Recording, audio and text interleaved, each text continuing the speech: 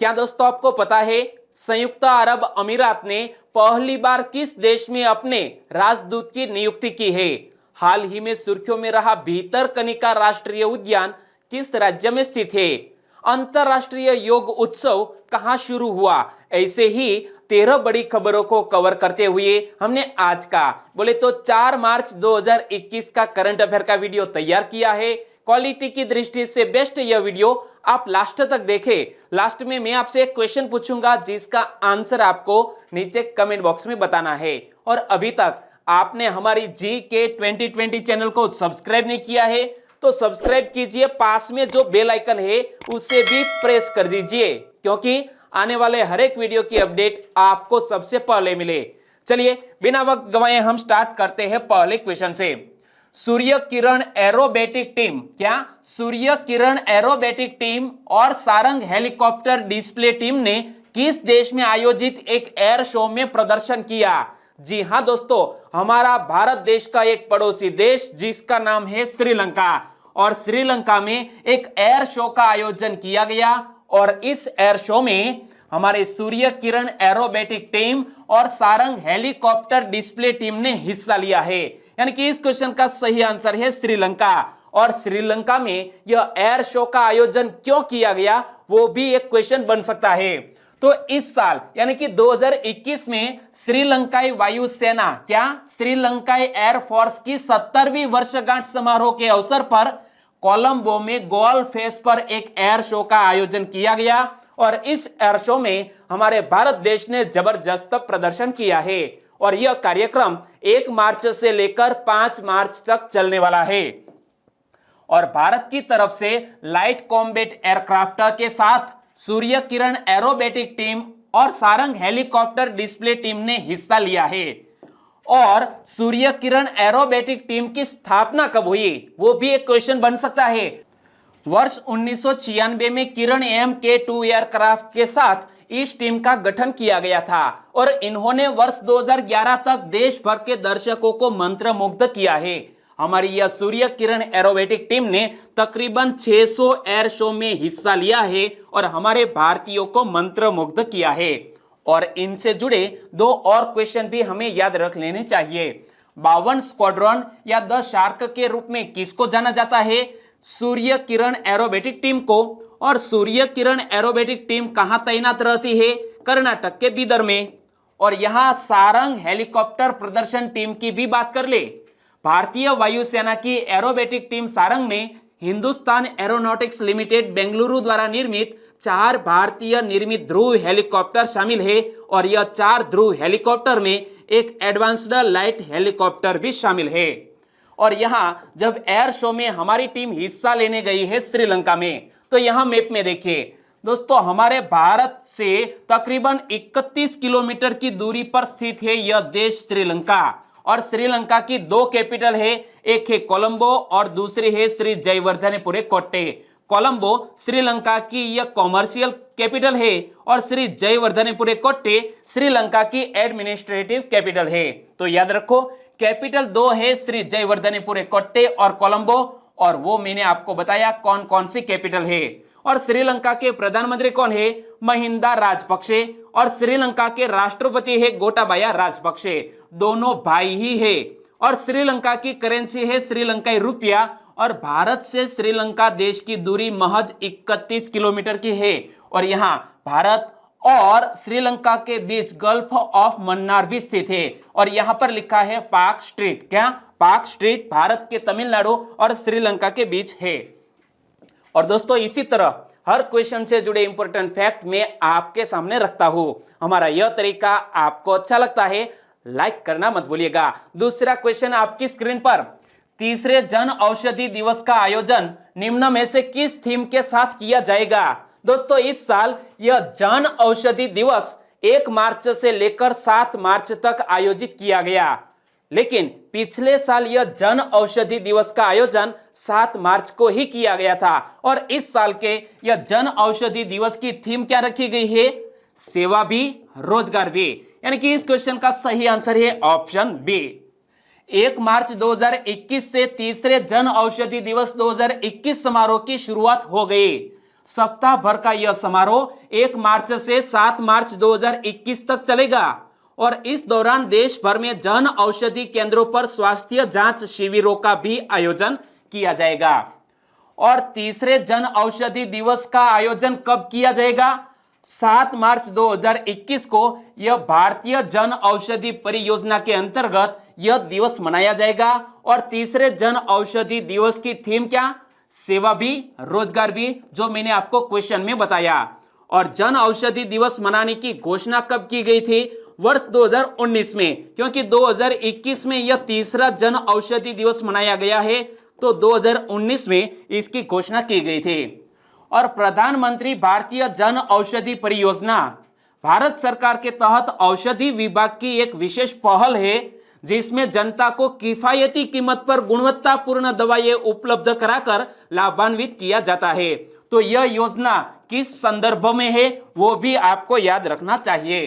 तीसरा क्वेश्चन, संयुक्त अरब अमीरात ने पहली बार किस देश में अपने राजदूत की नियुक्ति की है? संयुक्त अरब अमीरात ने दोस्तों पहली बार एक देश जिसका नाम है इजराइल, और इजराइल देश में अपने पहले राजदूत की नियुक्ति की, यानी कि इस क्वेश्चन का सही आंसर है इजराइल। और देख सकते हैं दोस्तों, इजराइल में हाल ही में यूएई ने अपने पहले राजदूत की नियुक्ति की है। क्लियर? तो संयुक्त अरब अमीरात और इजराइल दोनों देशों के बीच संबंधों को सामान्य बनाने की दिशा में पिछले वर्ष हुए ऐतिहासिक समझौते के बाद इजराइल में औपचारिक रूप से संयुक्त अरब अमीरात यानी कि यूएई के पहले राजदूत की नियुक्ति हुई है। और दोस्तों यहां दोनों देश की बात आती है तो यहां इजराइल और यूएई से जुड़े कुछ क्वेश्चन की भी चर्चा कर ले। इजराइल के साथ समझौता करने वाला पहला खाड़ी देश कौन बना? यूएई, जो मैंने आपको बताया था। निम्न में से कौन सा देश इजराइल के तेल अवीव में दूतावास की स्थापना करेगा? तो इजराइल के तेल अवीव में यूएई संयुक्त अरब अमीरात दूतावास की स्थापना करेगा और अब राजदूत की भी नियुक्ति की गई है। और इजराइल ने भी अबू धाबी में अपना दूतावास खोलने की घोषणा की थी।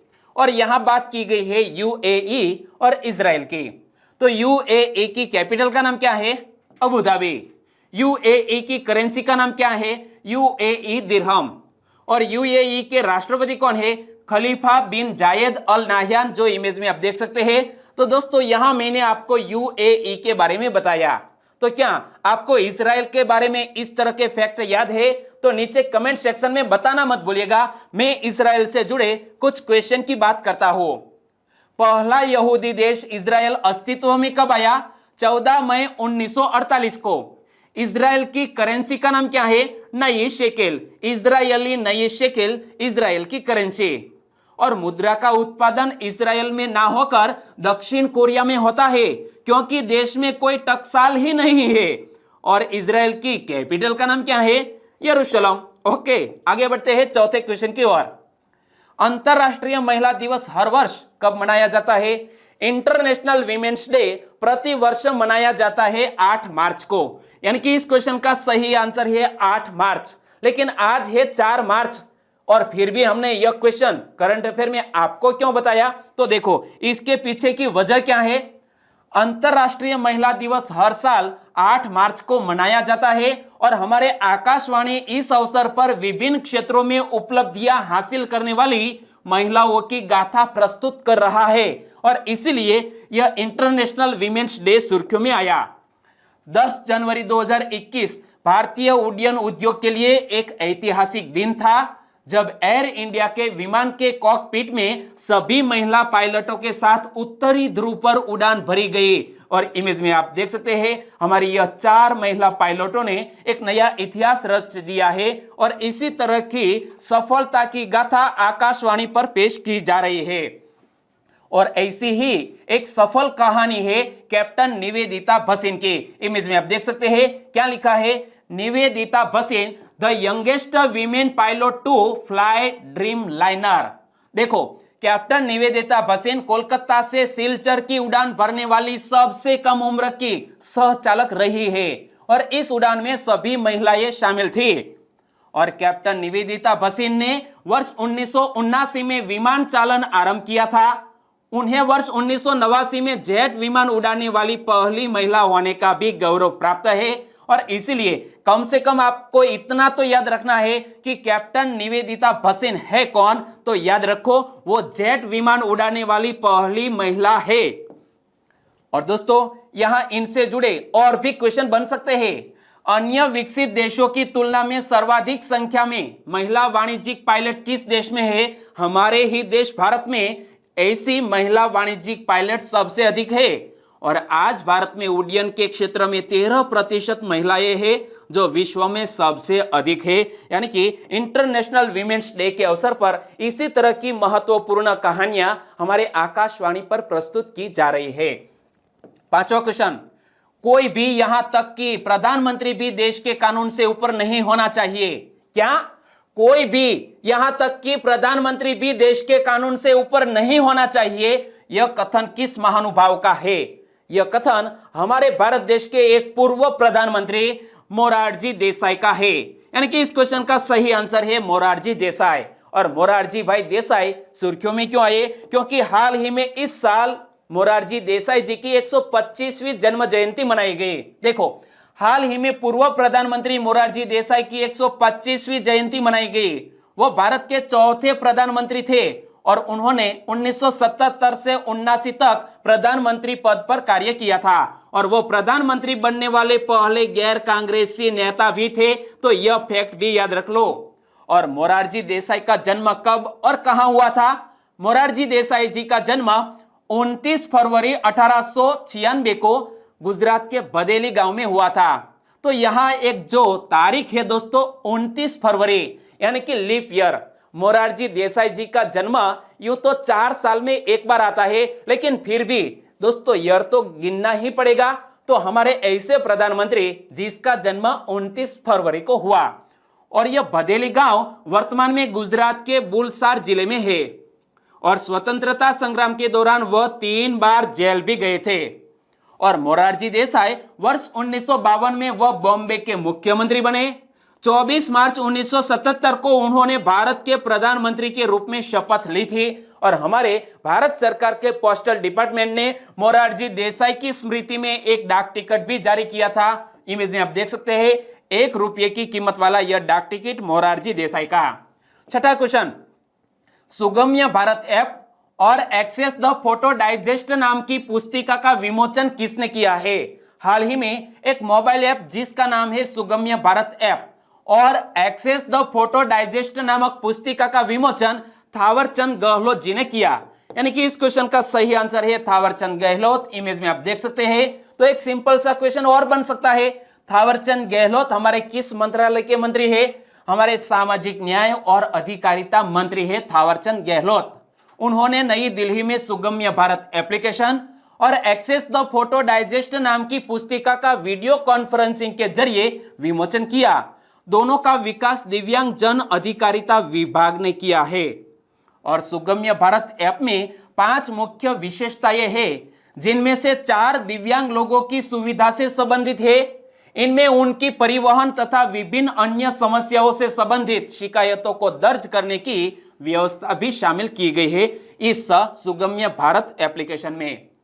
7वां क्वेश्चन, उत्तर प्रदेश हिंदी संस्थान के प्रतिष्ठित भारत भारती पुरस्कार 2019 से किसको सम्मानित करने की घोषणा की गई है?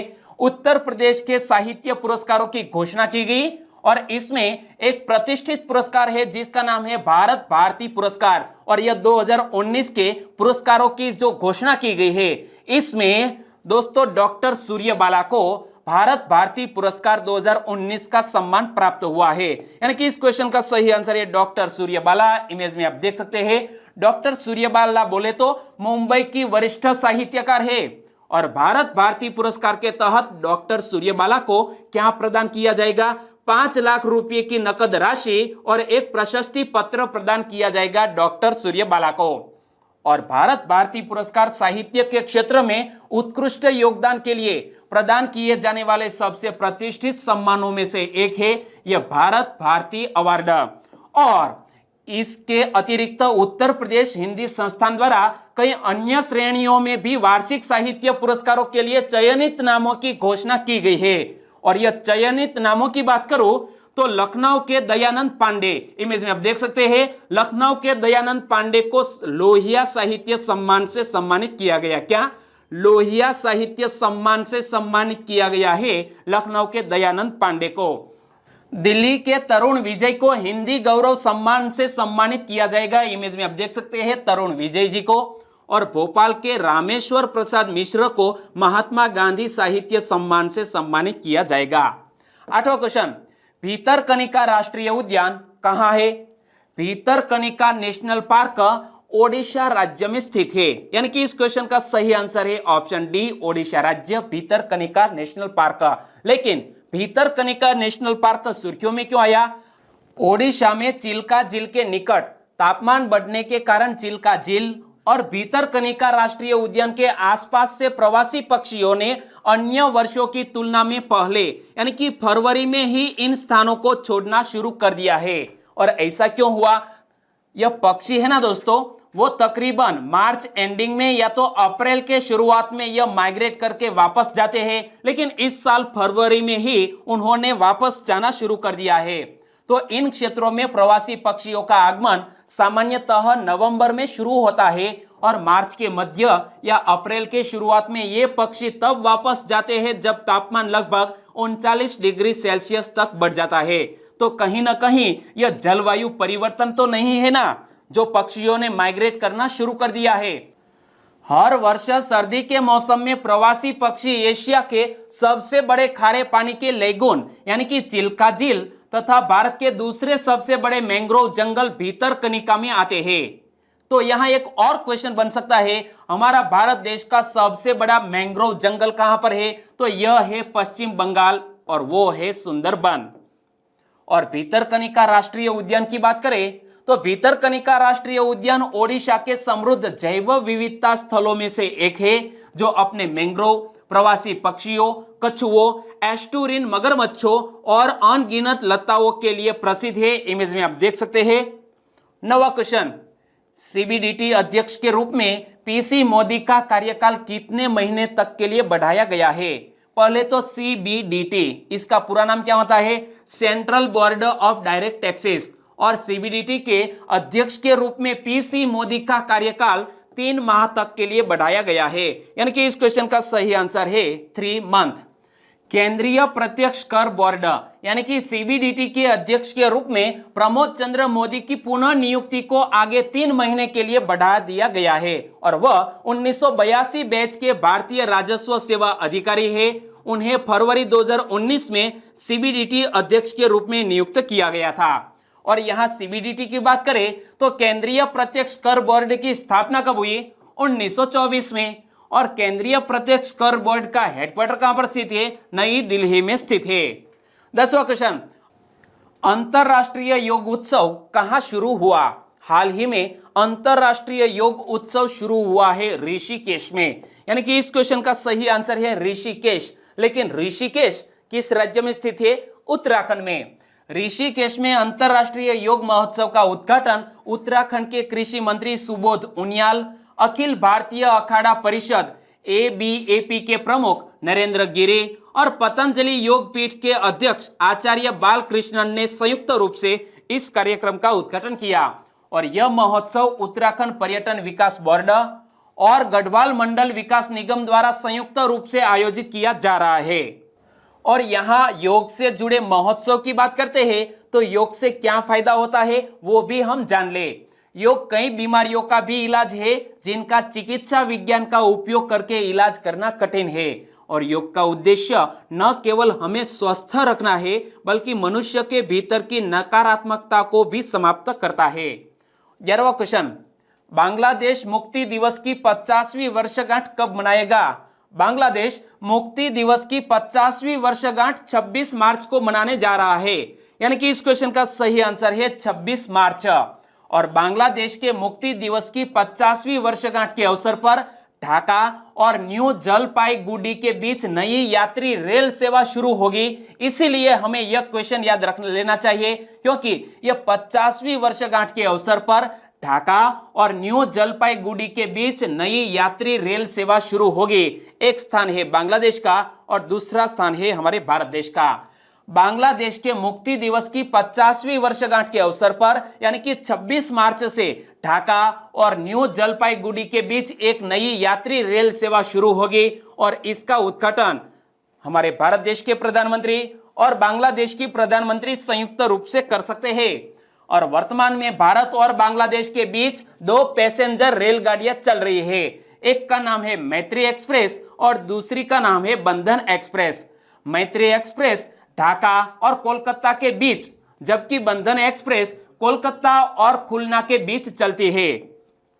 12वां क्वेश्चन, हाल ही में भारत और किस देश के बीच एक हॉटलाइन स्थापित करने को लेकर सहमति बनी है? हमारे भारत देश और पड़ोसी देश चीन के बीच हाल ही में एक हॉटलाइन स्थापित करने को लेकर सहमति बनी, यानी कि इस क्वेश्चन का सही आंसर है चीन। और यह हॉटलाइन की बात करें तो दोनों देश के बीच हॉटलाइन स्थापित करने का निर्णय भारत के विदेश मंत्री एस जयशंकर और चीन के विदेश मंत्री के बीच एक टेलीफोनिक वार्ता के दौरान लिया गया। और हॉटलाइन निरंतर परिचालन वाली एक प्रत्यक्ष टेलीफोन लाइन होती है जो तत्काल संचार को सुविधाजनक बनाती है। और हॉटलाइन दोनों देशों के बीच समय पर संचार और विचारों के आदान प्रदान में सहायक होगी। और इसी तरह की हॉटलाइन सर्विस की शुरुआत भारत और चीन देश के बीच होगी। तो दोस्तों यहां जब बात करते हैं चीन देश की, तो चीन की करेंसी का नाम क्या है? रेनबिनबी। चीन के राष्ट्रपति कौन है? Xi Jinping. चीन की कैपिटल का नाम क्या है? वो सभी फैक्ट मैंने आपको कई बार बताए। यदि आपको याद है नीचे कमेंट बॉक्स में बताना मत भूलिएगा। 13वां क्वेश्चन, सऊदी अरब के नेतृत्व वाला सैन्य गठबंधन पिछले 1 वर्ष से किसके साथ संघर्षरत है? सऊदी अरब के नेतृत्व वाला सैन्य गठबंधन पड़ोसी मुल्क यमन देश के साथ पिछले 1 वर्ष से संघर्षरत है, यानी कि इस क्वेश्चन का सही आंसर है ऑप्शन सी, यमन। हाल ही में सऊदी अरब की राजधानी रियाद पर हुती विद्रोहियों द्वारा किए गए बैलिस्टिक मिसाइल हमले को सऊदी अरब के नेतृत्व वाले सैन्य गठबंधन द्वारा विफल कर दिया गया। और इसीलिए यह हुती विद्रोहियों के बारे में भी आपको पता होना चाहिए। सऊदी अरब के नेतृत्व वाला सैन्य गठबंधन पिछले 1 वर्ष से यमन के साथ संघर्षरत है। और चिंता का विषय यह है कि हुती विद्रोही लगातार सफल होते जा रहे हैं और उनके विस्तार में अत्यधिक प्रगति हुई है। अब वे उत्तर में यमन सरकार के अंतिम गढ़ मारिब शहर पर हमला करने की भी योजना बना रहा है। और दोस्तों अब बात करते हैं लास्ट वीडियो के क्वेश्चन की। लास्ट वीडियो में मैंने आपसे क्वेश्चन पूछा था, निम्न में से किस नदी पर दुनिया का सबसे ऊंचा रेलवे ब्रिज बनकर तैयार हो गया है? दुनिया का सबसे ऊंचा रेलवे ब्रिज बनकर तैयार हो गया है चिनाब नदी पर, जम्मू कश्मीर में, यानी कि इस क्वेश्चन का सही आंसर था ऑप्शन सी, चिनाब। लगभग सभी दोस्तों ने इस क्वेश्चन का सही आंसर दिया है। इनमें से कुछ सब्सक्राइबर फ्रेंड के नाम लेना चाहूंगा, तो वो है चाचा विधायक नामक एक सब्सक्राइबर फ्रेंड, बिल्कुल आंसर सही दिया। जयेश परमार, रमेश पाटिल, रीना ए पटेल, प्रीति विश्वकर्मा, पटेल उर्वशी, दिलीप परमार, फ्रिंसी नामक कोई सब्सक्राइबर फ्रेंड है, उन्होंने भी इस क्वेश्चन का बिल्कुल सही आंसर दिया।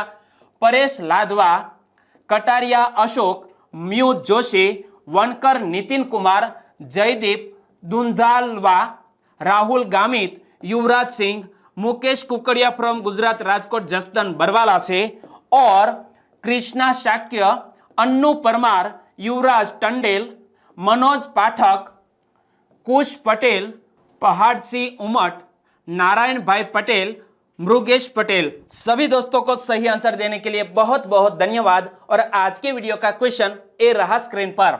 विश्व शतरंज संघ के द्वारा जारी मार्च माह की फीडे विश्व रैंकिंग में कौन शीर्ष पर रहा?